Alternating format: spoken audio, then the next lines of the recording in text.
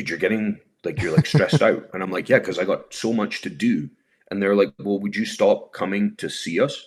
Like, you don't need to, like we will call you if there's a problem, but if we don't call you, like, just leave us alone and get your other done. You know what I mean? Like, we don't need you. And I'm like, well, that hurts Yeah. a little bit because you don't need me. There's so many different options. Maybe I'll say it and I won't do HVAC at all. Maybe I'll do something else. Maybe I'll sell pictures of my feet on OnlyFans. I don't know. Like Okay. there. Oh, you're going a little bit further than I was. I was like, maybe be an influencer or something. Yeah, I mean they make more money than I do.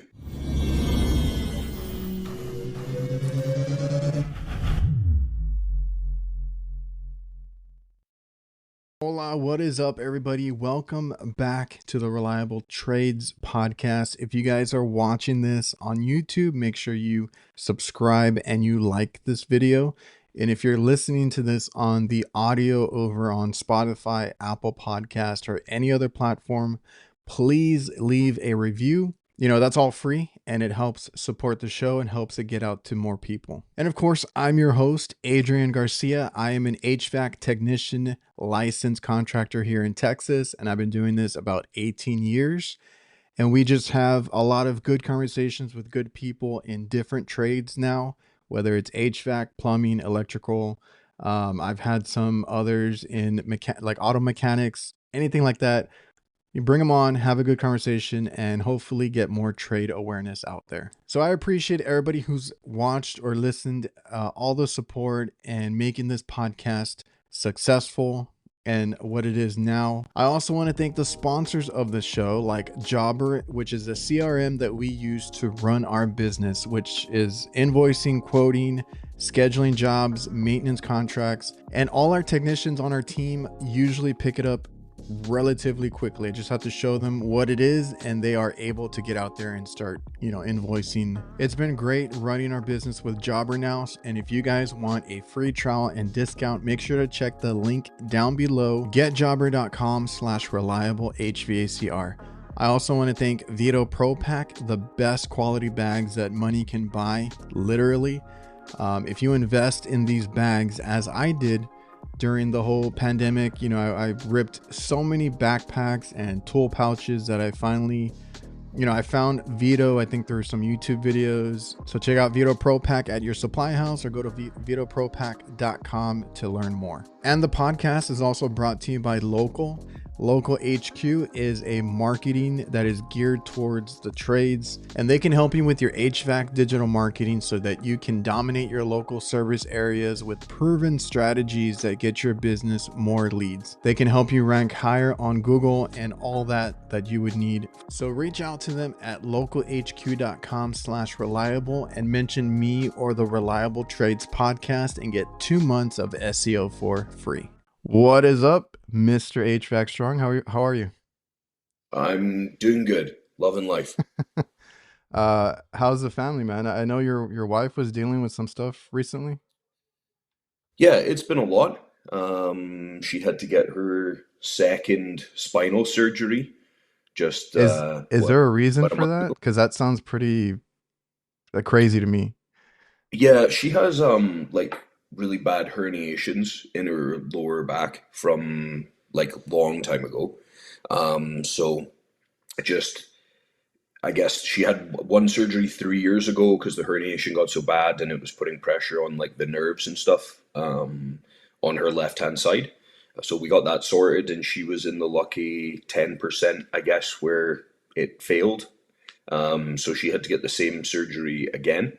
But basically, before that, she couldn't, like, for a couple weeks, she basically like couldn't walk, couldn't sit, was just in bed in That's agony. brutal.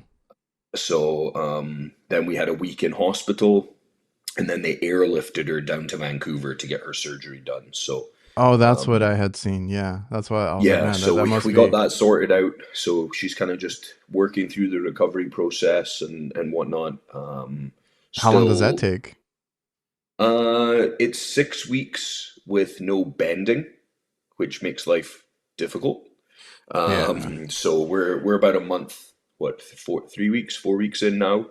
But she's doing good. She's, the mobility's coming back in her left leg more than it was before. So we're getting there, man. It's been a challenge, and then last week we thought my daughter broke her leg, Oh so that no. was another thing. And but she's good. She just had a really really bad like sprain, but her foot was like black and blue. So Oh, okay, that bad. yeah, Because I was she gonna had to say wear my she had to wear the kids. boot. I was like, my kids get hurt all the time, and they're you're always worried about what they did. But oh man, like that must have been scary too.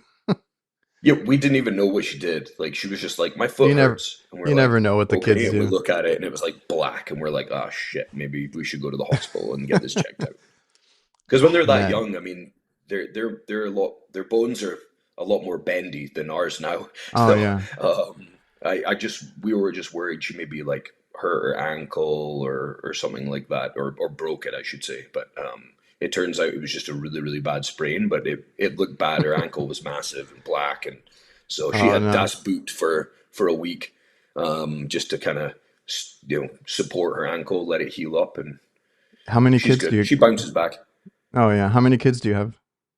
I got one with my current wife, and I have two that live in Texas. Okay, so you got one that lives with you. So Yes, she gets everything. She's the only child there. she's the only child here. Yeah, so she runs the roost, I guess. Yeah. Um, Because but I'm in, yeah, and I'm in then a similar situation. Like I live here with my girlfriend and her daughter. yep, She rolls everything, because she's the only one here. And my son comes over, every other weekend, or whenever I have time. Obviously, with yep, the trade that we do, totally. making time. I'm trying to take a vacation next week. We'll see how that goes.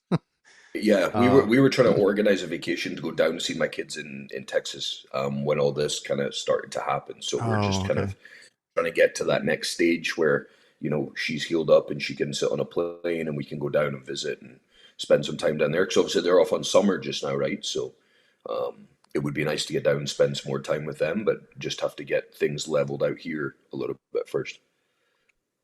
What part of Texas? Like North Texas, Middle Texas? Houston. Oh, Houston. I have a They're buddy in that lives up there. Houston. I go out Yeah, there pretty, or it's been a while, but I used to go up there pretty often. yeah, I like Houston. It's good. It's just It's big busy. city is not my thing, Yeah. so I can be there for a while and then it kind of starts to drive me insane a little bit.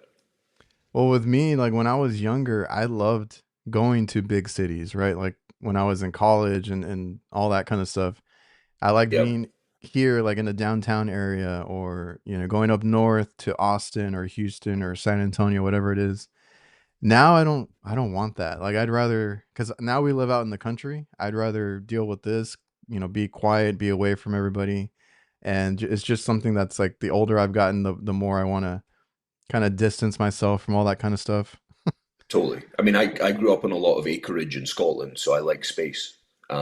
So I used to do a lot of traveling, for work, back in the day when I worked on oil rigs, and it was always fun. Like I loved going to big cities and seeing new places and that. But now, big cities give me anxiety, man. It's the same for I me. like Yeah, I like space. I like to just go outside, walk around. I don't want to look at skyscrapers. I don't want to see a ton of people. Like, See, just that's the thing that I it had it, to it gets to me.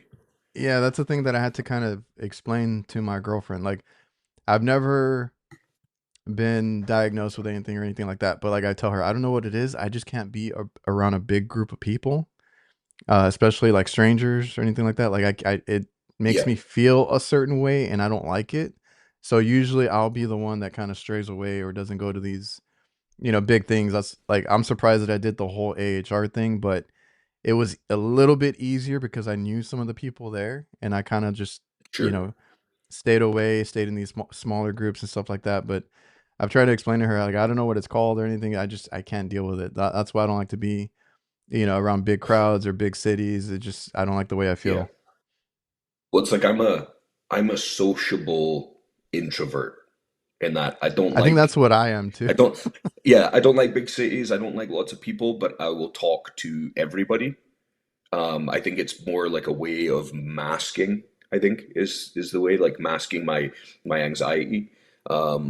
But yeah, the HR is always nuts, and it leaves me feeling absolutely exhausted. Drained. Yeah. Yeah, yeah, um, exactly. yeah, that's a good point because I've always said, even like doing the podcast, doing the other stuff, this is not in my comfort zone. This is, and people that grew up with me, like my old neighbors, friends that I've had, go to school with, they're like, Adrian does what? Like, he does a podcast, he does social media. He's like, he's never been into that stuff. I was like, I kind of just like fell into it. But I always tell people like, or I've talked to somebody like Brett or somebody, and I'm like, I don't want to say that I'm faking it, but like it is, like you said, like kind of a little mask type of deal. Like, and Yep. it probably comes from, obviously being a guy. I know that whole macho thing comes into play too, because that's how I was raised. And you, I don't know, you just don't want to look vulnerable or weak, or you kind of want to Yeah, hold yourself together and kind of present yourself in that way. It's also being a business person. but yeah, I was going to say it comes down to like at work. Like I'm sure you're probably not super like quiet and introverted at work because you always have to deal with customers and talk to people and things like that, right? So we kind of get used to putting on, or maybe not so much for you if you're not in as much of a residential sort of application, Mm, but like hmm. myself, I'm dealing with multiple customers a day, and so I don't have the choice of being Yeah. quiet and introvert. I have to be able to speak to them and be confident and put that across to them, right? Because that builds confidence with your customers. So it's once again, it's kind of like a mask I turn on in the morning, and it's like, okay, now we're at work. This is who I Yeah. need to be for the day, and then when I go home, it's time to chill out and turn that back off again, right? It's funny because you, like you said, you turn it on at work, but it's like, because I've even seen it doing social media. You kind of have to amplify a little bit of your personality just to sound confident and all that kind of stuff that Yes. you do online. That's kind of like what you're doing at work too. You kind of have to amplify a little bit, be a little more happy, be a little more personable, and then you can turn it off when you get home because you're not around those people, right? Yeah, exactly. And I always tell my Exactly. girlfriend, because like we have, now that I live over here with her, she has a lot of family that's around. I'm like, when I get home from work, I just need a little bit of time to myself because I need to decompress and kind of, Decompress. Yep. yeah, because I can't go from the work environment straight to mingling again with people. So I'm like, I just need a little bit of time, just a little break. Yeah. You're like, I gotta go stand in the shower for 20 minutes and cry for a minute, and then I'm good. I also want to thank Diversitech. They simplify your work. They have everything a contractor needs to complete a job. That goes from equipment mounting, condensate, management, tools, maintenance chemicals, electrical components, indoor air quality, and much more. They have different branches under the same umbrella.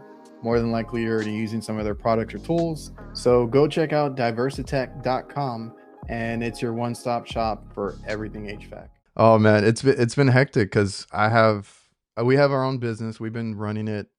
It's going on 18 years now. So I've been in it for a while. I don't do residential for that reason. I don't like to deal with people on that level. So, Yeah. kudos to you and the guys that do that, because I'm like, that's one of the harder parts that I had to learn, was like talking to people. And you mentioned like everybody has to do it. I would get complaints at work when I don't talk to somebody, because they're like, "Oh, agent," because they would talk to my dad, right? Because he's like the guy, the older guy, the guy in charge. Technically, we're Yep. partners because we do different things, but like he's the owner, right? So they're like, "Hey, Adrian came in. I mean, he fixed what it was. He did a great job, but he didn't say hi. He didn't associate with us or anything." And I was Yeah. like, I'm just trying to get in and out. I didn't know I had to do that part of it. And then I had to learn, take the time to go in there, say hi. Cause on commercial, you kind of already know what the problem is. It's already listed in the email. Like, you just get dispatched and Yeah. whatever. And I was like, all right, I gotta go say hi. I gotta go see, hey, how are you? How are the kids? How's your family? How's business? I like to ask that question too. Uh, all these things, and then go do the work, and then go check in with them, explain everything that you did, and kind of just conversate if they want to, and then you leave, right? Yeah. Exactly. And I try and explain that to my guys too, is like, half of our job is just making the customer feel comfortable with Yeah. us being there and us as a company.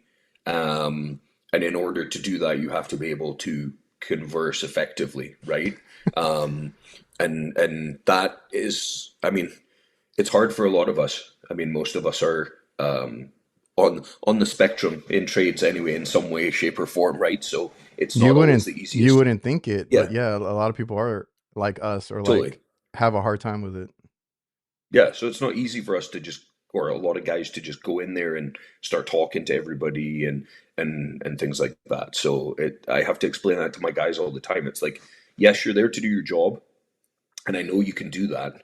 I'm not doubting that, but I need you to make the customer feel comfortable in their own home. I know that doesn't really make sense, but you know what I mean? Like you're in Yeah. somebody's space, so you make them feel comfortable, do the job, and then don't just peace out and leave. Like you need to actually explain to them, what's going on, what you've done, etc. So yeah, it's always a tricky curve to kind of, or a tricky thing to get the guys to do. And I find like I worked for a company in Vancouver that used, I don't know if you've heard of Nexstar. Oh yeah. So like I hate Nexstar. Don't get me started. I despise it. However, the the training that they sent me through with Nexstar um, is to try and get your service techs to talk, right? And Okay. and once again make the customer feel comfortable. So I don't use its specific like stages that it sets out in its training, but I have modified my own version of that, which makes me feel comfortable in what I'm saying and feel confident because it's my own words. It's not just this is the piece of paper you need to follow. These are the things you need to say. You know what I mean? It's just a modified version. But it does help guys, it kind of creates a prompt in their head of how they need Oh to yeah. go about things. Yeah, like I mean that just reminds me of all these salespeople that you see on social media, right? Trying to sell their courses and all that. Now I want to say like 70% of what they do is like BS. Like I wouldn't follow it, but like there is Yeah. something that you can take away as far as like communication or dealing with customers, right? Because those, I mean, salespeople, that's what they do, right? They all they do is try to sell, and it's all about getting the person comfortable and stuff like that. So I've talked with other guys that are like, I hate them, but every now and then they have a good point, right? Like you can take Yeah. things away. You don't have to do the whole sales pitch, anything like that. Like you can learn from different resources, and like every time I see one, it's like, oh, here's this guy again. But I'm like, oh, let me see if he has anything interesting or that I can Yeah. apply It's to but just my about, own thing. pick up those little snippets that you can use. You know what I mean? Like you don't have to be the big sales guy, but just having those little pieces that you can put into action for yourself that are beneficial, right? Yeah, man, because I had to learn that part of it from my dad. And my dad was always, he wanted me to work. My parents wanted me to work with him because he does like the hot food, like the ovens and stoves and fryers, all that Yep. kind of stuff. And then I got into HVAC and helped him with that. He used to just go. We used to work together, so we would go in together, work or check something, and then he would like disappear, and he'd be like, figure it out, right? Like, figure out the customer service side, figure out what you're gonna fix, tell him, talk to them. He's like, I'm leaving you alone, and you're gonna learn. That's how I had to deal with it, right? So it was a learning curve for myself, and I've gotten. It took me a while to figure it out or realize it because I was always like, I just want to be an employee. That was the hardest part is like wanting to be the business owner because that is not Yeah. an easy task to take on. Like, how long have you been in HVAC? Because I know you said you grew up doing something else, which we can get into Yeah. too. But So like HVAC itself, how um, long has that been? I've been doing HVAC since what, 16 years. Okay. So like I grew up in a farming household. My dad was a general contractor, so I always grew up in trades. But when I was 17, I started working as a draftsman. I'm a trained draftsman as well. So I started an oil and gas based HVAC company, just doing layout drawings, 3D modeling, all these sorts of things. And then when I turned 18, I was like, I'm fed up sitting in the office. Like, I'm going to go do something else. And the owner of the company was like, well, if you want to sign a contract to do your apprenticeship, I'll send you off on the oil rigs, because they do industrial commercial.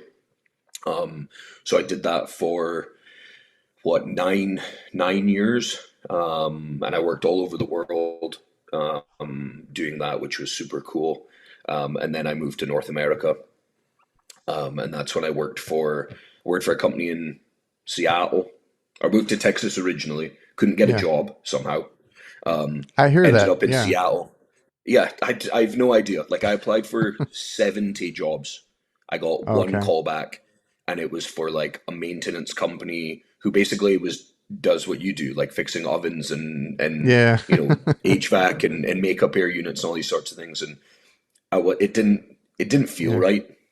But I got the job offer in Seattle. I worked there for a year. Then I got up to Vancouver, because I met my now wife, so I got a work visa. I worked for a company for 2 years, and when I got my permanent residency up here, that was when I decided to start my own company. So I've had my own business now for just past 5 years. It was 5 years in May, Okay. and it's been a trip for sure. Yeah, you're in that early stage because, like I said, I've been in it almost 18 years, but that's when my dad started the business, so I've been around it Mhm. that long. So I got my license very early on, my mid 20s, in Texas. I heard you and Gil talk about licensing and all that. It's a little bit more Yeah, difficult, I think, in Canada. Like you have to go through certain steps. Here is yeah, just it's like tricky here. here is just one test and you're good. Yeah, So I yeah, got here mine in here we my got a lot of steps to jump through. that was the easy part. It was the running the business because my dad is not tech savvy whatsoever. So he was like doing all this stuff in person, over the phone, whatever. And then like once everybody went to emails, once all these different things that you have to get into, like as far as how they dispatch, how they send you requests and all that work requests. He's like, I don't know what the hell all this is. So then I had to take over that part. And Yeah, he's just stuck me with all the back end stuff since then, which we're partners. So he does all the business, the accounting and all that, which like I said, I told you before, like this year we're kind of focused on the transition because I need to take over a lot of that stuff because he's had a lot of health scares recently and stuff like that. I would love for him to take a back seat because he's been, working his ass off for so long now, and he built it up. yeah, I was like, you can step back now. I got this right. So trying to get more into automation, more into having a CRM because we had paper invoices up until a few years ago. It was nuts, and I had to deal with it. I hated yeah, it. But that's a whole transition there because and also my dad didn't know how to text until like 4 years ago, like or 5 years ago. So, he was always trying to do everything in person or over the phone, and then we had to kind of transition that. And it, it it's a work in progress. I mean, it's not easy. yeah. No, I understand that. Like, my dad had his general contracting company for what, 45 years, I think. Yeah. And it was just him, and at the biggest, he had two other guys, and that was it. He's the same. He still doesn't. He's just turned 70. Doesn't know how to do emails. Can't use a computer. Like, grew up on a farm with nothing, right? So Yeah. like it's been a task for sure. Like, my mom did all his accounting. She still does it in a ledger book now, like all Yeah. handwritten, like ridiculous. So like, I grew up around running a business, which was nice, but definitely an old school style business. Yeah. Um, so like, my wife has been a huge help. Like, she does the accounting, um, and all the like main bookkeeping stuff. I do the invoicing, the estimates. I input most of the receipts and everything, and she does all the other stuff. Um, but yeah, it's been definitely been a learning curve for me too. Just running a business and all the other stuff that comes with that. It's always tricky, and there's always something new that you have to be aware of and put into play, and Yeah. it likes to kick you when you're down and already struggling with it. So Yeah, my dad uh, like recently he's like, you can get parts online. He's like, what? I was like, yeah. I was like, we have like supplyhouse.com I started using, and I've yep, even gotten some parts off of Amazon that are hard to find, and somebody has them. I'm like, yeah, we can get yep, it online. Um, so we've kind of been doing that the past few years. Like he was super against. I think you use Jobber too, right? yes. Has that been a big help for you? Because I think you came from QuickBooks or something. Yeah, yeah, we were just using QuickBooks. Jobber, now that I have more employees, has been great. Just the scheduling alone has been I awesome. think because I think when you're by yourself, it doesn't really matter. It's when you have other guys that you need a Yes. software like that. Yeah, like I was doing all my, when it was just me and an apprentice, I was doing all my scheduling on my Apple Calendar. Yeah. And then that was it, right? Because he would just show up at the shop, he'd just meet me, and then we'd go where we needed to go. Yeah. Whereas now it's like, okay, I need you this team to go here, I need this team to go here. I'm going to 8 estimates today. Like, it was spiraling. So trying to do that on Apple Calendar for half a dozen guys doesn't work very well. No. So yeah, going into Jobber, and obviously it does your time sheets and all this kind of stuff as well, has been great. Yeah, because even with us, my dad would just send a text, and it's still difficult for me because I'm trying to utilize more of the scheduling and kind of dispatching through Jobber because we weren't like it was just because like I said, it was me, my dad, and my brother. Like a couple years ago, that's when we got it. And I was like, oh, we just ended up using the same login and all that. Like it was like whatever. Like we weren't Yep. really utilizing it. But now that we have other guys, I'm having a hard time trying to, control all this and figure out where everybody is because we get so many calls that come in and everybody just kind of like first dibs on it. So I'm trying to organize that a little bit better, and I'll utilize more of the Jobber scheduling stuff. But my dad was like super, uh, I don't want to say like against it, but he was very skeptical on the whole CRM Yeah. thing. When I He was was like, just hey, unsure. yeah, because we were doing paper, and I'm like, dude, I'm getting tired of all this paperwork that I have to get from everybody. And then after a while, I was like, just send me a damn picture of it. I'll photocopy it, and I'll do all like there was all these workarounds that I had to do to get everything submitted and billing people and all that. Because all our customers went to online everything. Like there was, I think I only have one that still wants them in person. And again, Yep. it's like all these, it's at a hospital. It's these older guys. They want it. And I've argued with them before. I can email it to you. I can do this. And they're like, no, print it out, bring out the whole stack. And I get so pissed with them. But yeah, I had actually been trying out different other apps. And I was like, I don't know. I wasn't liking them either. But I was like, I need something. And, we finally settled on Jobber. They had reached out to me too. And I was like, oh, okay, cool. We'll try it out.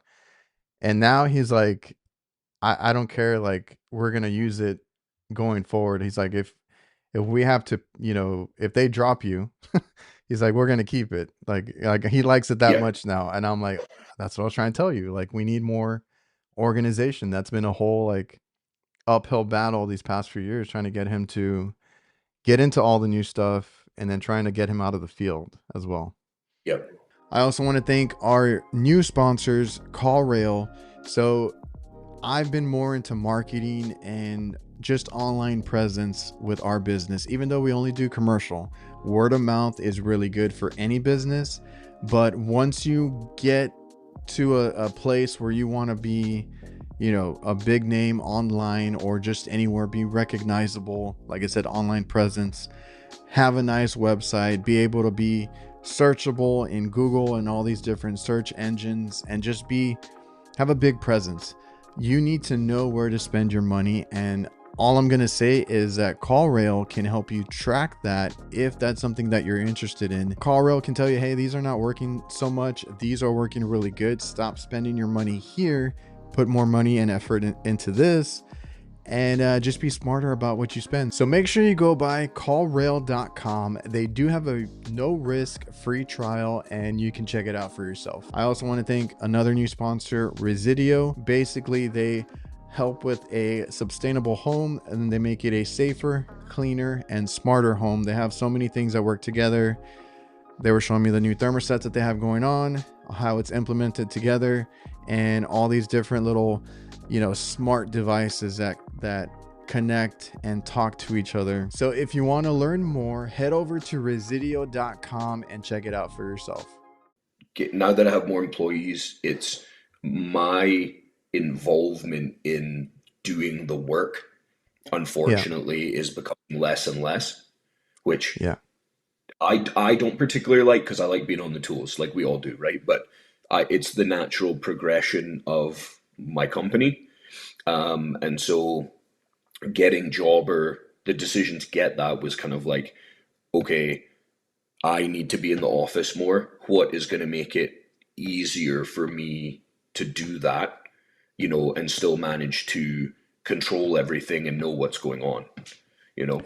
Yeah, because And so that was the main deciding factor in the end. what is the hardest part? It's like the time for me at least, right? Like I always tell people Yes. I don't have enough hours to do the crap that I need to do every day. I mean, I put No. social media on my plate too, but that's a whole other thing. But just on a business standpoint, like people don't understand. I might be in here for hours just trying to get a few things done just because I go to one task, I jump to another one. I have to get things submitted. And I know Yes. I've heard you talk about like answering calls, text, emails. Like some of them I miss. I got to make time to go back and make sure I didn't miss anything. Like Yep. that all adds up in time. So I've had, I'm in the field a lot still. So I still go out, but I do take either a morning to try to get this done or a day. I take a day out to just stay in the office to try and catch up because well, with my dad, I think he's more ready to retire. And I think he just wants to kind of be assured that there's somebody or that it can be. My whole thing is like you can step back when your business can run itself, right? Like if you train your guys and they can do the work and they can do Yep. some of the back end stuff like Jobber, the guys have picked up Jobber really quick so they can invoice and quote if they need to, which is fine. And that leaves less work for us. It's more automated. So I think he's realizing that. I think he's ready to step back a little bit. And for me, it's like, I'm still out there, but the whole thing with running a business, if you're in the field or you're behind a desk, like one suffers when you do too much of the other, right? So like Yes. if I'm out in the field because that's what I prefer to do and I neglect the office work, those things pile up. And then when I get back, I hate myself for that. Yep. Like I 100% feel that. Like I would try. We have an office out of our shop, so like we work 4 10-hour days. So like I go to the shop in the morning, talk to the guys, go through what they're doing, they load up, they go, and I'm meant to be in the office all day. But usually around lunchtime, I'll be like, okay, I'll go check on the guys, just go to their job site, make sure everything's good. And they'd be like, dude, you're like stressed out. And I'm like, yeah, because I got so much to do. And they're like, well, would you stop coming to see us? Like, you don't need to, like we will call you if there's a problem, but if we don't call you, like just leave us alone and get your other shit done. You know what I mean? Like we don't need you. And I'm like, well, that hurts Yeah. a little bit because you don't need me, but also like I understand, you know what I mean? Like I try my best, but it's very difficult. I'm a very particular person, so giving up that control, I think, has been the biggest thing for me, right? Is just giving up that control so they're in charge of things and I'm not so much, you know what I mean? Hmm. But it's just this is not a position that I have been in before. It's not a position that, I've, especially when it's my own company. Like I've run jobs on the rigs where I was in charge of 20, 30 guys. I just told them what they're doing and they go do it. But it wasn't my business. it wasn't my name, it wasn't my company, etc. So I think the level of pride and the level of just control is difficult for me, right? And it's definitely something I'm learning to try and give up a bit more, but it's always tricky. And that's what I've had to explain to people because I've talked to guys and they're like, "Oh, you're gonna miss it when you get out of the field. You're gonna like because they have been, but a lot of these guys have been on their own. Like they don't really have other workers, or they might have one Yeah. apprentice or something like that. They want to stay small, which I understand. And I personally don't want to be the biggest company either because I think that would stress me out even more. Because right now having Yes. 3 to 4 guys that we have to watch out for is enough, like where I have to worry about quality control and stuff like that. I still have to let go a little bit just because I can't do everything myself. Although I would love to spend a day just making sure this install or this repair was perfect. When it doesn't go perfect, like with our guys, I just try to teach them what we could have done better, or go help them out whenever stuff's gonna happen. That's how they learn. But yeah, I've had to tell people like unfortunately the only way my business is going to grow, like I mentioned earlier, is if it can run itself without me in the field. Like I need to do the back end stuff. I need to do all the making sure everything's in Yes. order, but taking yourself out of the field is unfortunately like what running a business is. And as much as I love to work on stuff because that's what I would be, that's what I prefer to do 100% of the time, it's not you can't do both. Like there's no way. The way I try and look at it now is you'll never be 100% caught up. That doesn't exist as a business owner. No. Um, so I try and focus on like if I can be 75% caught up, Yeah. like the other 25% I can continue to work on. But yeah, definitely you'll never be 100%. It's like when you look at your phone and you're like, okay, I've got 100 unread emails and 20 unread text messages. Like that shit like gets me. Like it Yeah. gives me anxiety and annoys me. But I'm like I've kind of learned to be like, I know I'm not going to get to all of it. Like it's never going to be at zero. If it's at zero, it means something's gone terribly wrong, and I've managed to get 100% caught up, and we probably don't have any work. So Yeah. I should be Oh grateful yeah. that they're always the calls and the texts are always coming in. Like you said, my whole thing is as long as the margin is narrow, like I've caught up, like you said, like 70% or whatever it is, like I feel better because I've Yes, had like a bunch of invoices pile up and I'm like, crap. And that's just money sitting there. Cause that's the other thing you're worried about is like getting paid to pay people. I mean, that's a whole other thing. that's the fun part. Cause cause you said 5 years with your business. Yes, yeah. So like, did it start obviously with just you, but like, when did you actually have help or when did you decide to get help?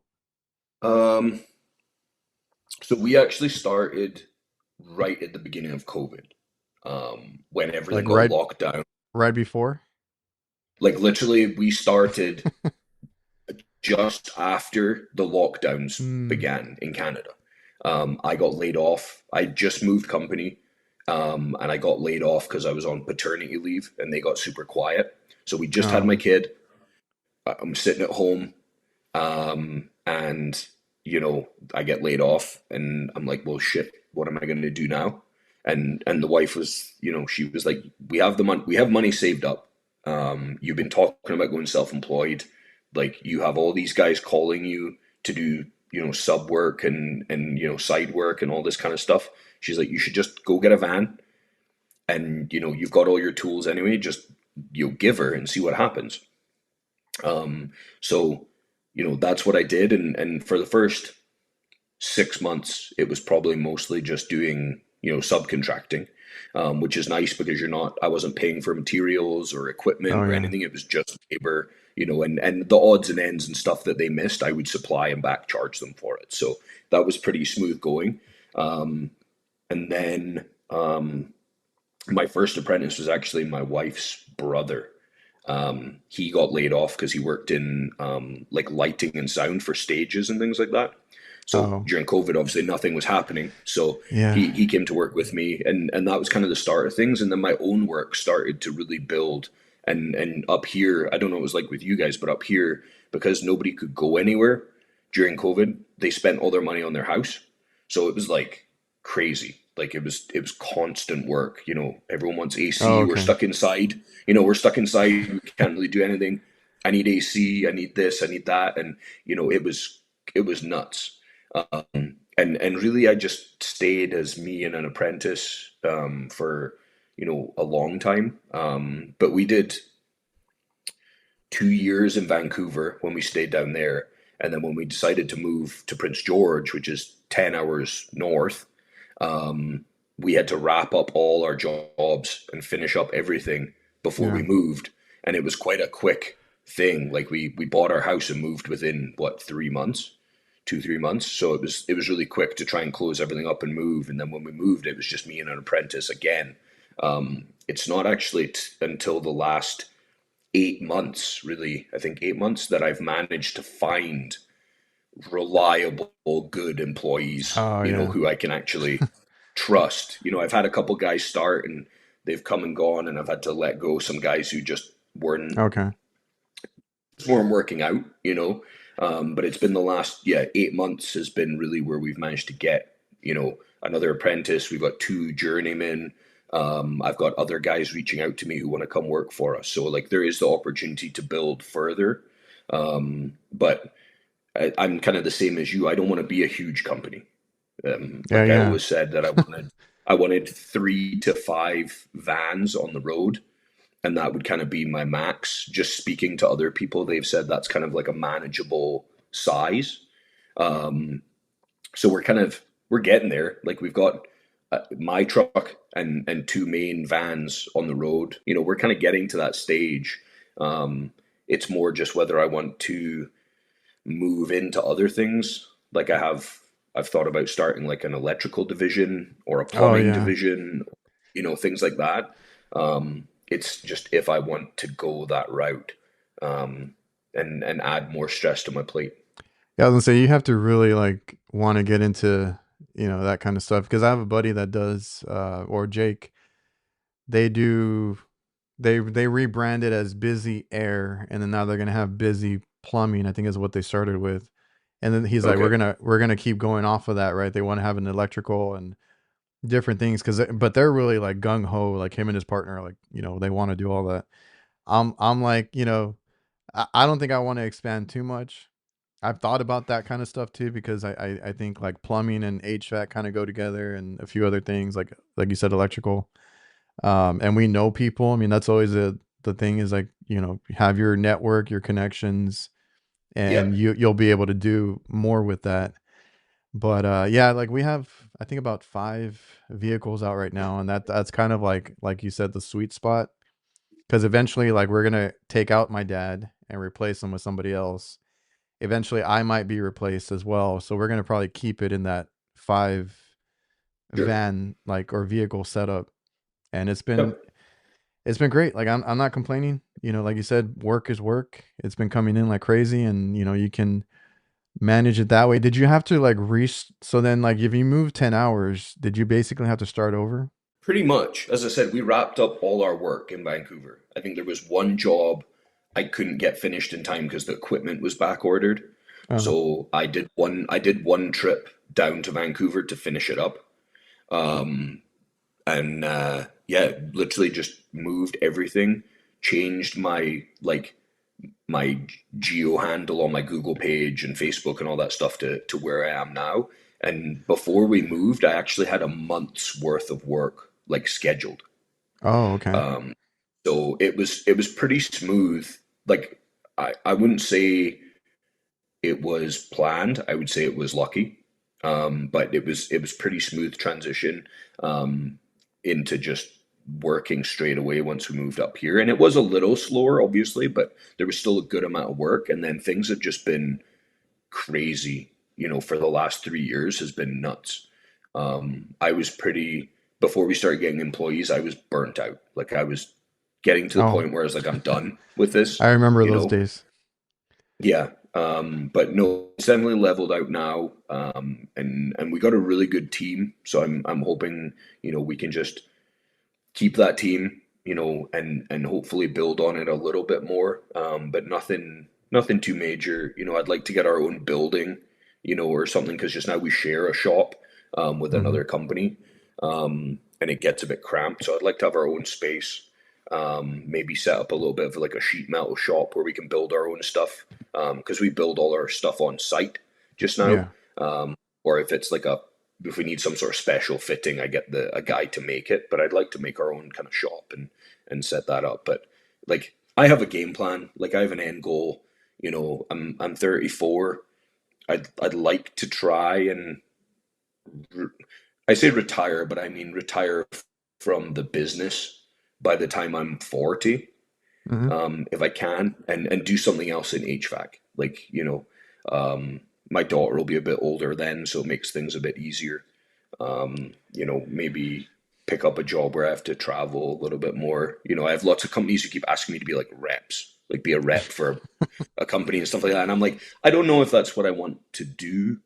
I really don't know, but I know I have an end goal, and we'll see if that pans out. It might not. Maybe I'll work till I'm 60. But yeah, Well, what like would it's you? just Yeah, and I've thought about this too because like some of the newer generation has different aspirations. The only one that triggered me a little bit was like, oh, this HVAC thing is like a side job, and then he wants. I forgot what he wanted to do, and I was like, you can't treat it like that if you want to get anywhere, right? You got to kind of yeah, dive into it if you want the actual like payday and all that. So yeah, that's the only one that triggered me. But everybody else, like they get into it, they work hard, but they do have, like you said, like another goal in mind for later when they're older. Because obviously, I think the old mindset, because I'm seeing it with my dad, trying to get him out of the field. Like the old mindset is like work till you can't anymore. Like that's how my dad was. That's how my grandfather was. yeah, Until they're like not able to. But at that point, how is your body? You know, um, after lifting and working and being on your knees and back and ladders and everything, like how are you going to feel at the end of that yeah. career, right? Well, I don't know how you feel, but as I said, I'm 34 and I feel like shit. So, um, I'm yeah. I would like to think that I can transition into something that's going to be a little bit easier on myself. Um, but as I said, we'll have to see how it goes. There's 6 years is a long time, um, but I just don't know how it'll pan out. I guess Yeah, that like depends on me. yeah, like even myself, and that's why I said like I had to kind of, tell people like I love what I do, and I personally like I'm going to do it a little bit longer, but the transition has already started. Like I do want to get somewhat out of the field, right? Like I don't want to be Yeah, doing everything. And that's how it was up until a couple years ago, which is why like I was burnt out 4 or 5 years ago because I did everything. Even if I yeah, had guys helping me, which was like our apprentices or whatever, they were just there for like the lifting. Like that would help me put an evaporator in its place, like for walk-in boxes, like, yeah, set up a condenser on the roof. But then they would disperse, go do other stuff because I had to do all the brazing, all the wiring, making sure everything's perfect. And I was getting burnt out.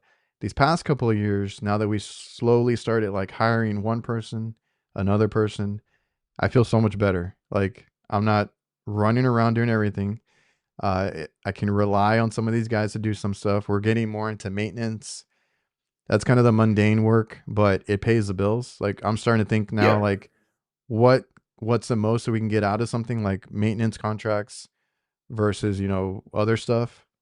And I think I heard you say something that I've said before: learning when to say no. Like in the beginning, we took everything. It was hard work. Never, never was super profitable. And it's better just to say no because you can't get to everything, right? So yeah. that was something that we had to learn too. And now we kind of get to what we like to do. We can be a little bit picky, or just do the work that we want and not try to do everything as well. So I mean, that was another thing we had to learn. I was kind of like learning to say no when it was just me and an apprentice and be like, no, we don't need that. Whereas now it's like I've got four employees, including, as well as myself, that we have to pay and keep in work and whatnot. So it's like every job, I don't know how you are, but every job I kind of evaluate it a little bit deeper than what I usually would and be like, okay, is this going to be a good, choice for the guys? Is it something they're going to be able to, handle appropriately? Is it going to make money, right? Yeah. And kind of evaluate it a little bit more before making that choice to say, no, we can't do it. But there are still the jobs where, you get sent them and you're like, nah, this is going to be a complete pain. Like, we're not doing it, call someone else, We right? we've gotten lucky to say either no or something, something ends up coming up where we can't do the job, and it turns out that we were better off because because I mean word gets around. We talk to other companies too. We've had, because we do mostly restaurants, like uh they promise you all this work and this and that, and then they go bankrupt, or they go and like call so many companies and they owe everybody money, and like Yep. certain things happen, so you do have to be picky just to stay afloat in this business, because I mean, Yep. from one day to the next you lose your business basically. Oh yeah. And You that's, can get burned real quick. oh yeah, like, and that was because you mentioned earlier, like, you didn't have to get your money tied up into things early on because you subcontracted yourself and stuff like that. Like, Yeah. when I started with my dad, I was always, because I was taught a certain way in trade school, because the teachers, like half of them owned a business, half of them just worked for the school, and they were happy doing that. And we got a little insight on both, and they would always tell you, the parts or the equipment, you're supposed to mark up, that part of it. That's your business. Don't let them take any of that from you, and this and that. But my dad had a different way of thinking, because like we do nothing but commercial or light commercial. And some of these people have their own accounts where they buy AC equipment and we just go in and Yeah. install it, right? And I was like, man, we're losing money, this and that. But my dad's like, do you like, we've had jobs where they need several big systems. And he's like, do you want this amount of money tied up? And then like whenever they pay, by the time they pay, like it's going to take forever, because sometimes you're chasing Yep. your checks and stuff like that. And I'm like, okay. So as a small business now, I have learned that, like, be careful, and sometimes one way of doing things is best for you, and every company is different, but I mean we had that mindset too, like, or I had that mindset that I wanted to make the most money on everything, and then I kind of had to be like, oh, that actually works out for us, like being a small business, and I never want to be that big guy with 40 vans or whatever. Like that would just stress me out. So I'm good where I'm at. Yeah. And you always have to remember, like, um, the bigger the company, the smaller your profit margin, Yeah. right? So like I got a good insight into the company in Vancouver that I worked for because I was a manager without being a manager. They kind of That's a long story, but anyway, they gave me a bit more insight into like the background of stuff. And I mean, they had 40 vans on the road. They're one of the biggest residential companies, and they do commercial as well. But they're one of the biggest, we'll say, HVAC companies in Vancouver. And they're they were doing like, I can't remember what the exact number, say 15 million or whatever a year, right? But the profit margin once they paid everybody and their overheads and their office staff and everything was like 9%, 10%.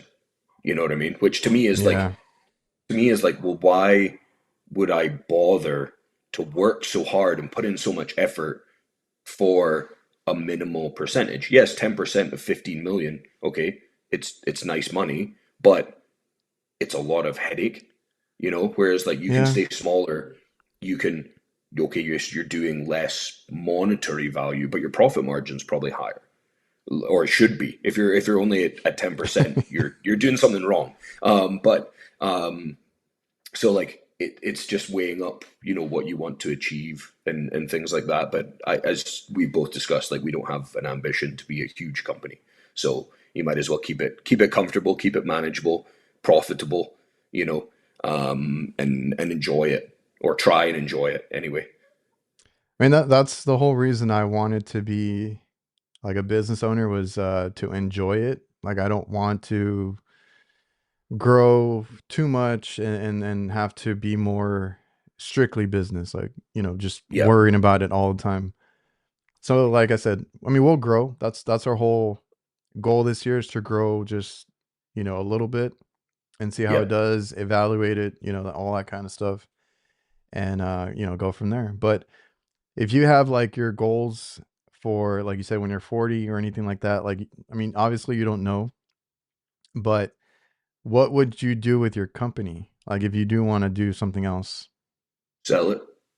you're on that mindset. I Yeah. mean, sure. I mean, if somebody comes along with a number and it's good, like I don't see why, if by the time I get to that point, I would like to think that I'll have managers in place. Like my guys are basically managing their own projects anyway. So like Yeah. if they're managing stuff and whatever, the handover that I would have to do would only be like the back end stuff. And if, usually when somebody comes along to buy your company, they're like, okay, well, we want you to stay on for, a year, whatever, 2 years to do a full handover and train somebody to do your work and stuff like that.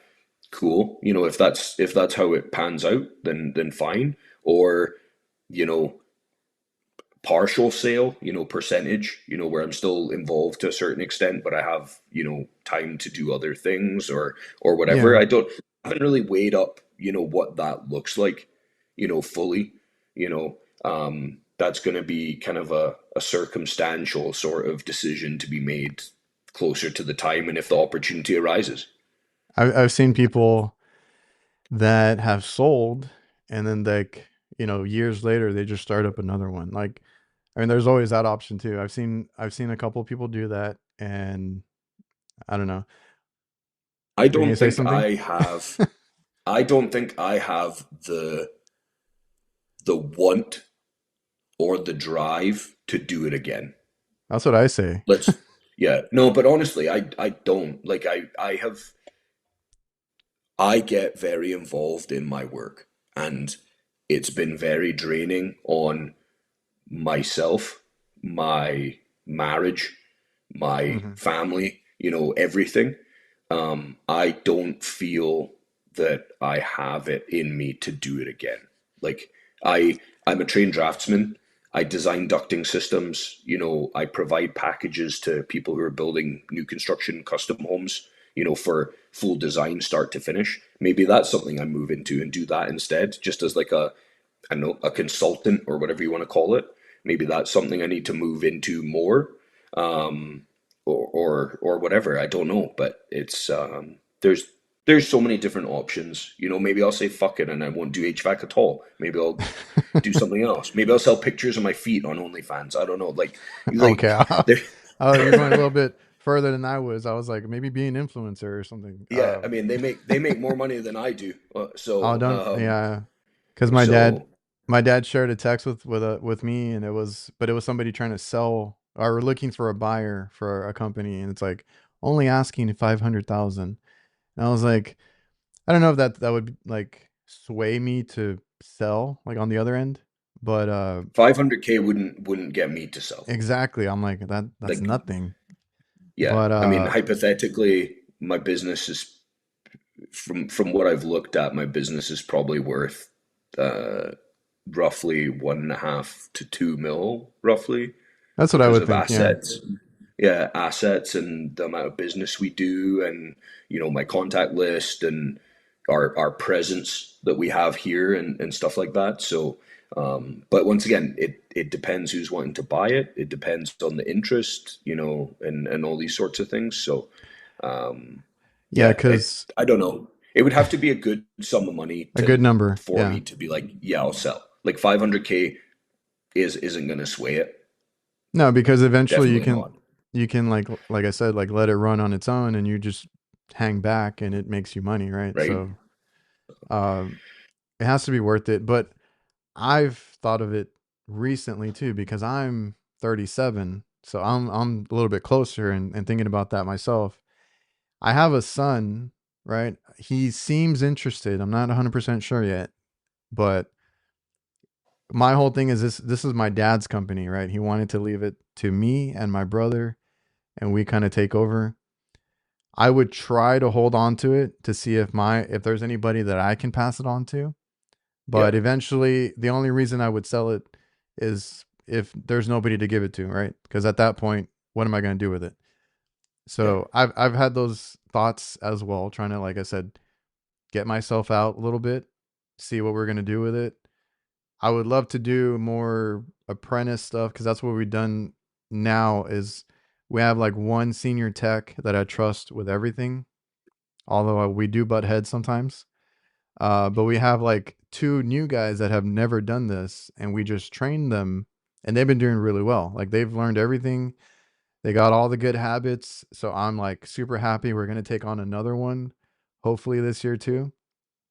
And they're all young guys. So eventually, like I said, I would love to just do that. Just bring people in, train them, get the help that we need, and continue that kind of cycle. And yeah, because we've had some guys that are like, "Oh yeah, we'd love to work for you," like you mentioned, we'd love to work for you. We want to do this, we want to do that, but then they ask like a ridiculous amount, and I'm like, yeah. as a small business, I can't, afford that. Well, see, what I tend to do is like most of the time when you interview guys, or what my experience is they're like, I can do this and I can do this and I can do this, and they're hot shit. Now, I I like to think I'm pretty good at my job. Um, and so when they ask me for a crazy sum of money or whatever, like I understand what guys want to make. I've been a technician. I get it. Yeah, So, but most of the time, they're wanting this amount of money.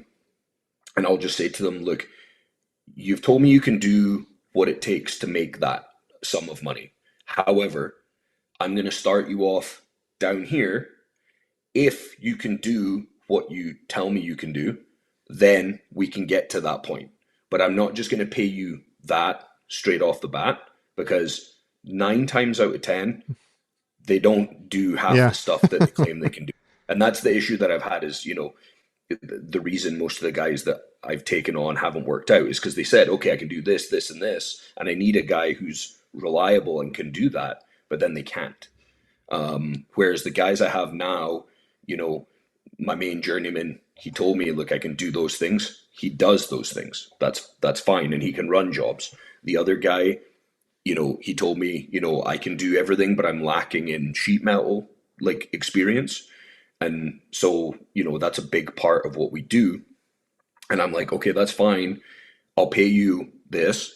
And if you show me you can make it to where I need you to be, then, you know, we can bump your pay up. That's fine.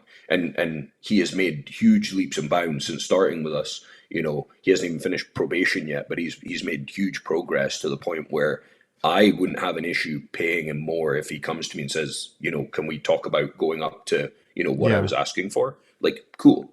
But I'll pay you what you're worth if you can prove to me that you can actually do your job. yeah. You got to Like, see it. yeah, Yeah, like because anytime I've asked for an increase when I've been an employee, it's because I think I've deserved it and I've shown them that I'm at that next step, you know? And so I just try to treat my guys the same. Like, I'm not trying to be disrespectful to them and say, no, you can't have that amount. Just, I need some proof that you're there, you know? yeah, and we Um, feel the same way because like I said, our guys. I mean, one of them is not young, but he's new to the trade because he came from yeah, nursing actually. And mm, I was like, we'll see how this works, right? Because I don't know how that transition would be for him, but now that he's been here for a few months, I'm like, can we like do whatever it needs to? Because he was trying it out, and obviously he wanted more pay too, but like he's never had experience, so we couldn't. But now I'm like, can we make sure that he stays? Like if we can work something out, yeah, like he's been doing really good, and now he's running his own calls. Like I have no issue with that, right? Once you prove it and you show it, and you are like dedicated to it, okay, then we can talk what you want to make, and yeah, both. will be happy because I don't want to lose a guy like that either. Totally. Well, it's like you get a plumbing guys. Like I've had a bunch of plumbers who come to me and they're like, I want to learn more HVAC, and I'm like, okay, that's cool. I understand. Like you're a plumber, gas fitter, no problem. But then they're like, well, I want this much, and they're asking for like a journeyman HVAC like wage, and I'm like, that it doesn't work that way. Like you want to learn, right? If you want to learn, unfortunately, you need to be understanding that you have to take a step back to move forward, right? And it's a yes, okay, you've been in the trade and you do gas fitting, but it's a completely different trade and there's a lot to learn. So, finding people who are understanding of that is sometimes tricky because they're like, I've been making Yeah. this much money. So it's hard for guys to get it in their head that they have to, make less to make more, you know? And that's the whole thing. And I've tried to kind of hit on that from other guys that especially like young kids. They're because we do push like, oh yeah, it's a great trade. You should try it out. It's good money eventually. It's not good money Yes. when you start, right? So I've been trying to make sure I tell them like you need to get in, and it's the same thing I've always said when you start as a a technician or whatever trade you get into, and then also for a business owner, for both things you kind of have to start over once you get into it. Once you come over to HVAC, you start over. Doesn't matter what you did before, because my Yep. whole thing is like a lot of guys just because they're older and they've done something or they're good with tools, they think they get that high pay, but you got to Yes. start over. And if you've been in the field for 20 years and then you start your own business, you start over, right? You're not making what you made before. I mean, Yep. that's just the whole thing of it. You start over and you build it up. But how long does it take before guys understand that? You know what I mean? Like it seems to be a very constant conversation that I Yeah. have with guys. It's like the same conversation of guys who are like, I'm gonna start a business. And I'm like, Yeah. okay, like that's fine, start a business. But do you understand what goes into it? Like you might not take a drop in pay, but you're gonna take a drop in quality of life for a while until you figure Oh shit yeah. out. Like you can do the work. This is what I say to everybody is you can do the work. The work is easy. It's as we've discussed, it's the paperwork, the emails, the phone calls, the text messages, the customer service, like everything. It will beat the shit out of you daily. See, like, And yes, and like, my dad had me to do it. Imagine if he didn't have me. And the only yep, reason I could do it was because I was good with computers. If I had yep, not been a tech nerd growing up, maybe this didn't work out, you know? So I don't know. But yes, I've seen so many kids right now saying they want to start their own business, right? And I'm like, how long have you been doing this? Like, do you understand? Now, some of them might get on the right foot. They might be thinking ahead, which is great, but it's not as easy as it looks. I know a lot of no, guys on social media try to be like, you should do this, you should do that. And then look at what I got. Look at some guys show off their Lamborghinis or whatever it is. Like, they have their way of portraying this trade, and I'm like, yes, eventually you can get there. It doesn't start like that.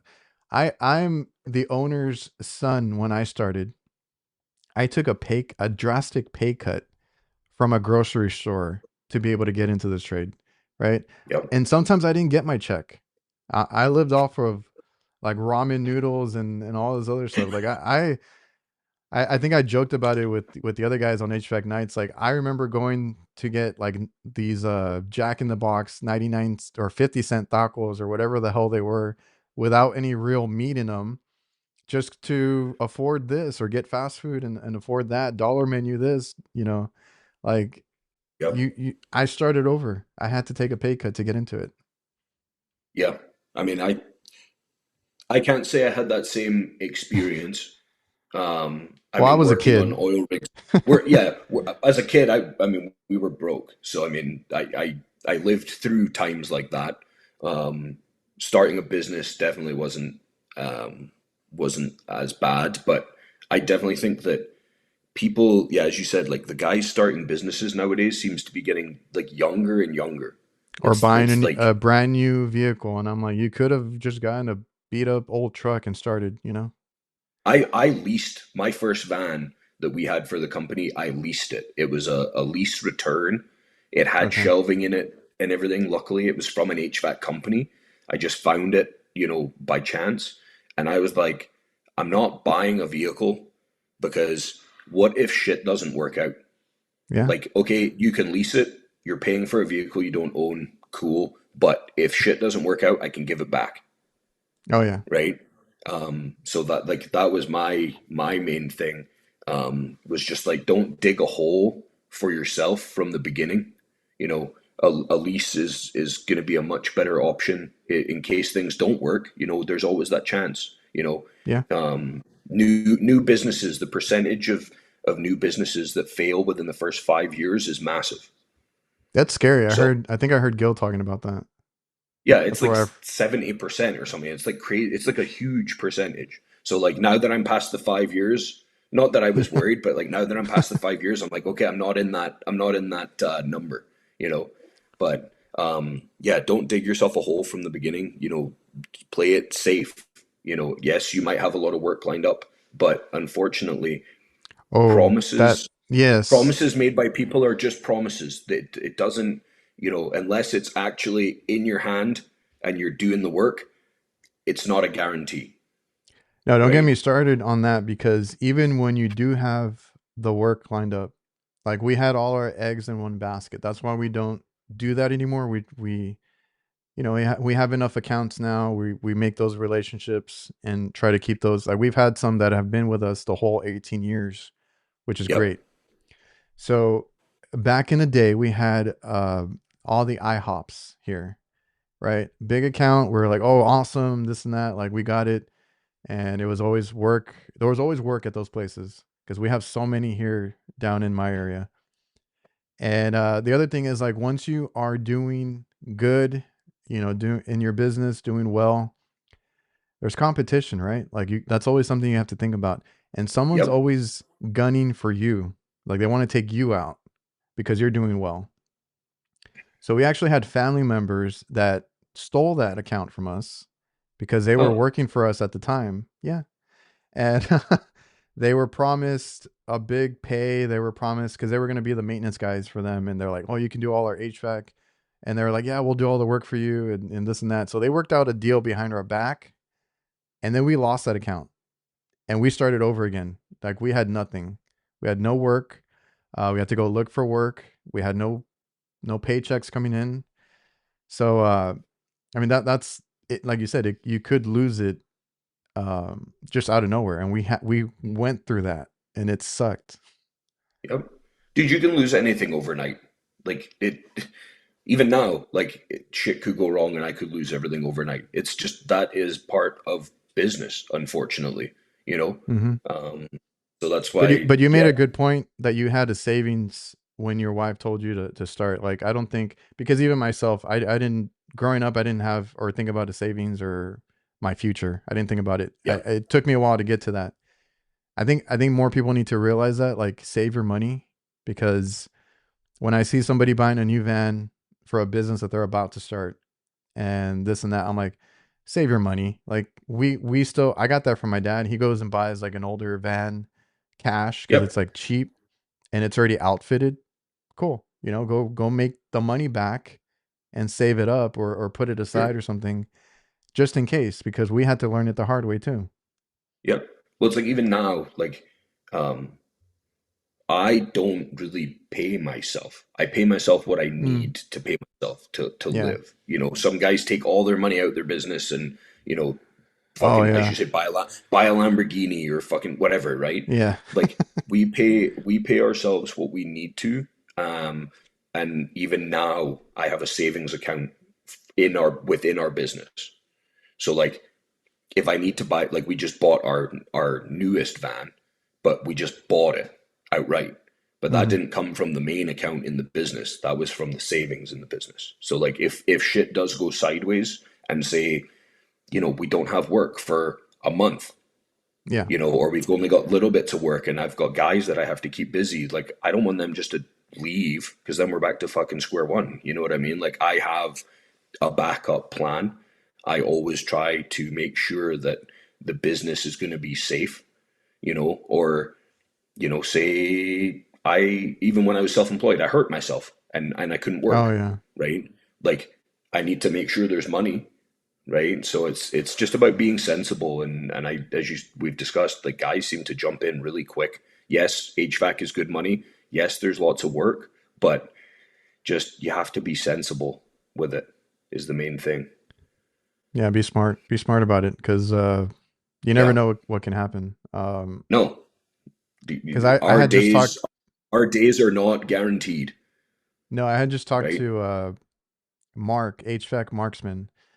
He was going to be big in music. Like that was his whole thing. Like he was already going to tour and all this, and then COVID Nice. happened. So then that whole industry shut down. That career that he had shut down. He had to figure out what to do next, which ended up being HVAC. But like you never know what happens. Like you could lose everything. Yeah, 100%. As I said, it's not nothing's guaranteed. So then running a business, being a family man, all that. How do you unwind and deal with your stress? Um, I know you. Poorly, I know you bought it. let's You used say. to like weightlift. Do you still do that? Yeah, so like I was a competitive strongman for 6 years. I did powerlifting for like 4 or 5 years Okay. when I met my wife because she was a powerlifter as well. I still go to the gym regularly, like 4 days a week is what I try to aim for. It's a good mental release for me. It's somewhere I can just, switch off and pump some iron and chill out a little bit first thing in the morning. Stress wise, that's the main thing. I mean, I'm shit at, sorry, I keep swearing. I'm terrible at dealing with um, emotions. I grew up on as I said, on a farm where uh, emotions and stress and anxiety and everything are all just made up in your head. And you just put your head down and get on with it. That has been a detrimental mindset for myself. So, you know, my mental health definitely ebbs and flows a lot. Hmm. I have to go to therapy. I go to therapy and it helps a lot with trying to deal with these things. But switching off is difficult for me at all times. But just trying to it's trying to create a separation between work and family life is the biggest thing, which is hard for any business owner, I think, because the phone is Yeah. always there, right? But it's like little things for me, like just being outside, or I like to color Oh, you and build do. Lego, and like just simple things, right, where my brain can focus on something else, which is stimulating or calming or whatever, rather than, oh shit, what's happening tomorrow, Hmm. and what do I need to get ready, and what's happening here, and who's going where, because that stuff will continue all night for me, all day. Yeah. So yeah, trying to switch off is definitely hard, but I find the gym for me is a huge thing. If I'm not going to the gym, my mental state definitely uh, goes in the dumps Yeah. pretty quick. It's just a part of my life. Training has been since I played high level rugby. I've been going to the gym since I was like 15, 16. So I just, yeah, that's my main thing. But yeah, switching off, I don't think ever really truly happens for me. No, because like I was talking about going on vacation with the guys, and they're like, "Oh, you need to leave your phone behind." I was like, "I can't." I was like, I'm still gonna be taking calls or answering texts just because I have to, or else it would go to Yes. shit. But I try to set boundaries, right? I like either the hours or I have like I have it on like silent, or I'll get to it when I get to it. Like I try different things when I'm Yeah. with my family because I don't want it to be constantly ringing. Um, Sure. or we set times to do certain things, and it's just like I've told people it's just boundaries, right? Like where does work end and family begin, right? Yeah, Because I know I talked to Ty Brenneman. He said it best is like, when you go to work, you need to hang up all your personal stuff at the house. You don't want to bring anything with you. And then when you get out of work, you don't want to bring that home with you either, because that's just going to ruin yeah, a lot of the stuff that you have going on at home. So, yeah, man, mental is yeah. something that not everybody talks about, but it's there. No, no. We work 410s is what we tend to do. So like my phone is always available when the guys are at work. Once I know that they're clocked out, then I put my phone or try to put my phone on do not disturb, um, just so that I can have that separation. I know the guys are all done for the day and whatnot, and I'll check it, every now and then, but I won't be like actively answering the phone Yes. and stuff, or try not to anyway. But like Yeah, I wake up before everybody, because at one time you don't so check like it, something catastrophic happened. 100%. But like I wake up before everybody in the morning. Like I'm up at 4:30 every day. So like I'll check my emails first thing, I'll check my texts first thing, etc. until like my daughter wakes up or I'm heading to the gym or something. And then, that switches back off again until I get my stuff done. Sure. And then once I'm back to work, mode, then I'll start checking it.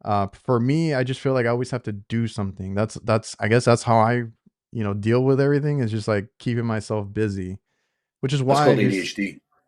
which is why I do so much. It's yeah, the podcast, the social media.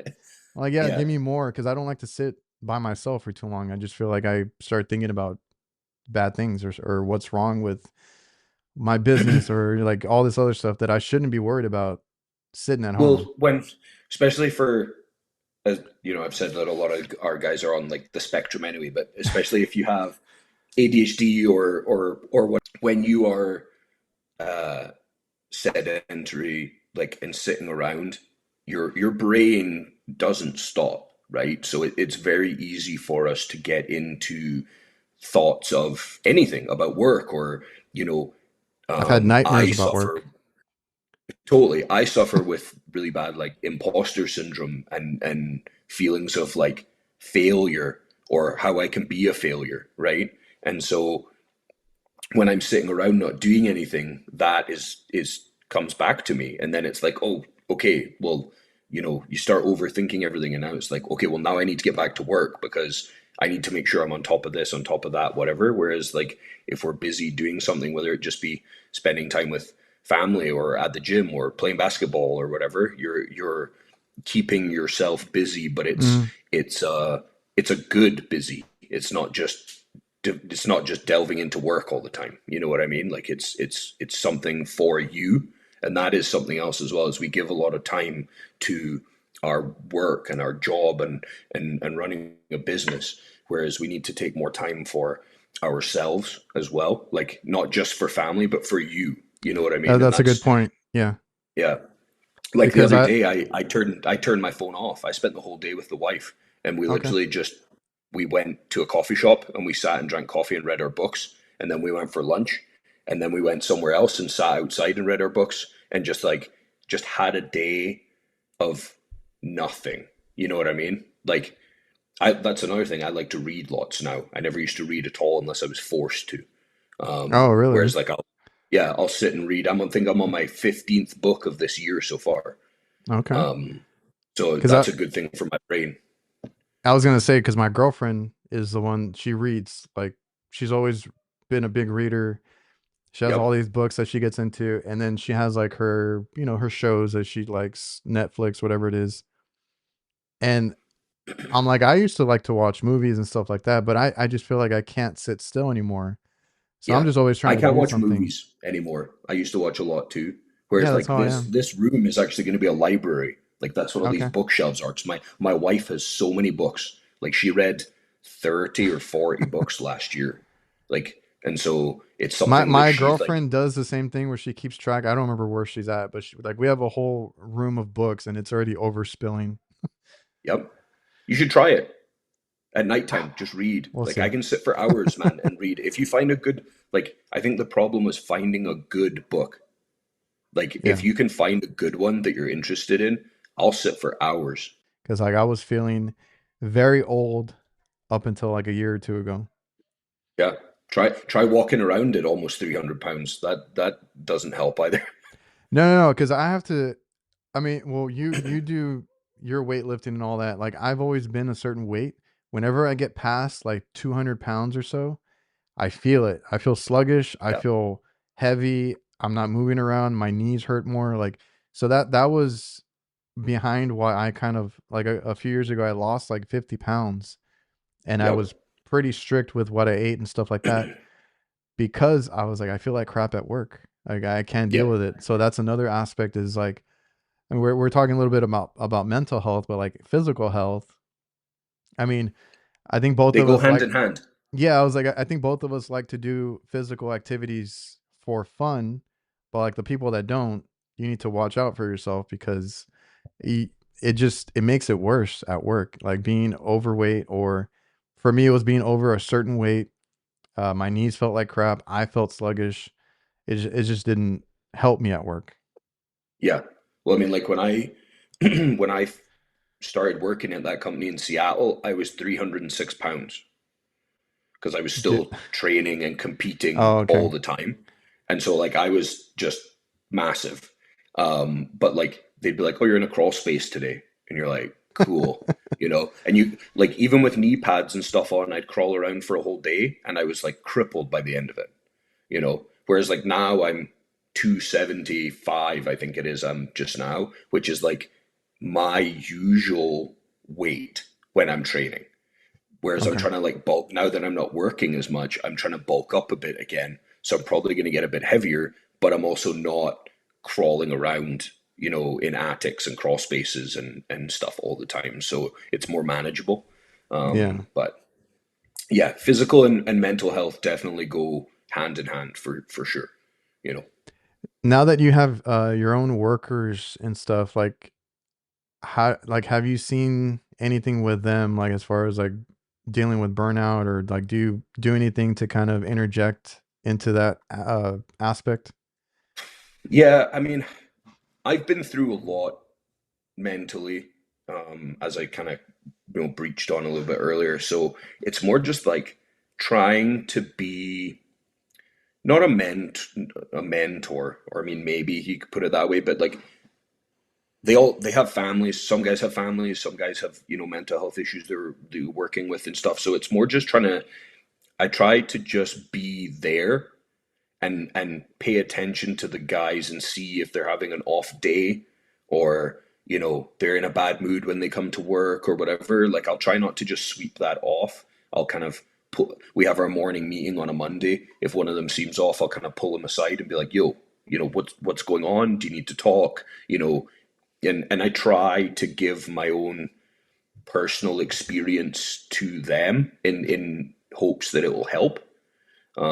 Whether it does or not, I don't know.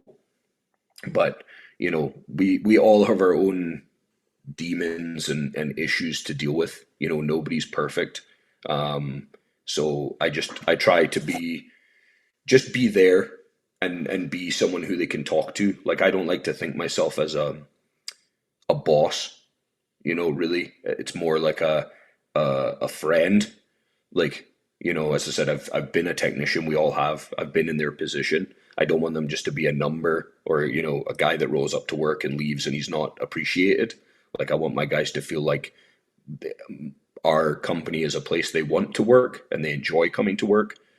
Will it suck some days? Yes, it always does. But I want it to be a close group of guys who like working with each other and who will hold each other up when needed.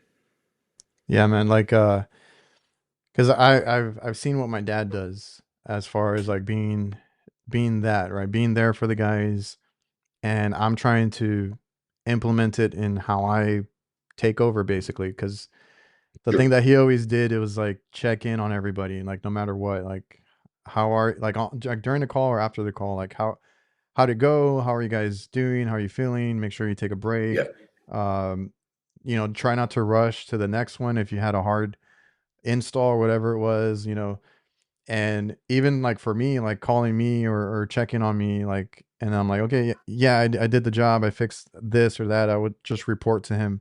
He's like, good job, proud of you, way to go, all these little things.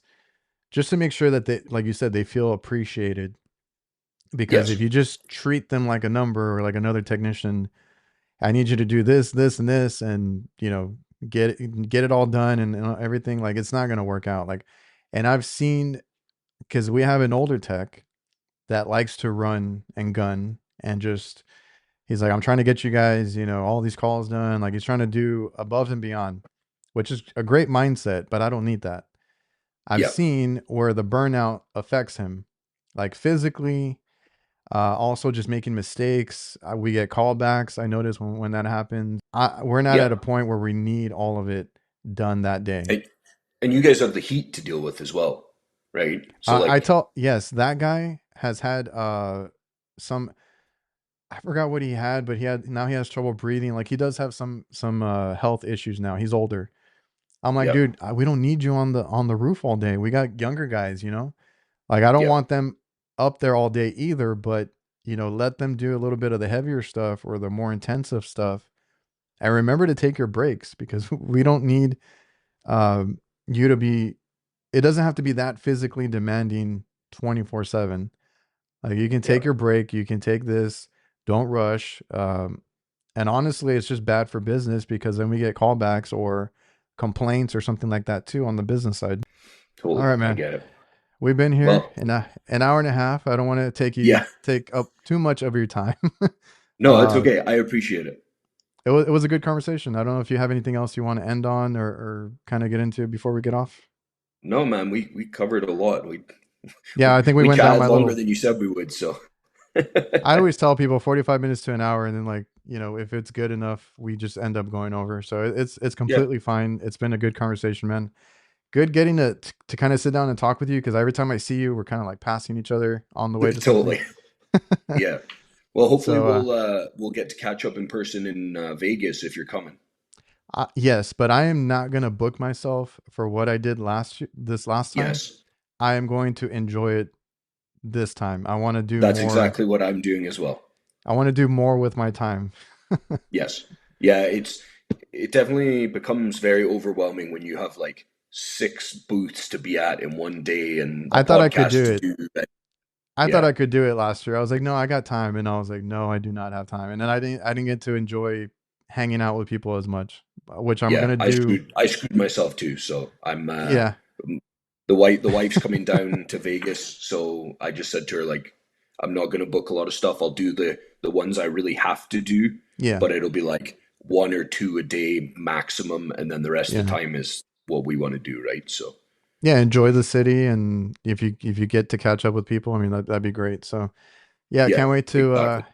head out there. Love the award show. Love AHR. It's been a great community.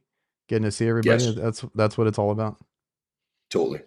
Okay, man. Well, I will let you enjoy the rest of your Sunday. I got to do another one, but Oh, well, yeah, enjoy. yeah, man. Thanks again for coming on the show. I appreciate everybody for watching and listening. We will see you guys next time.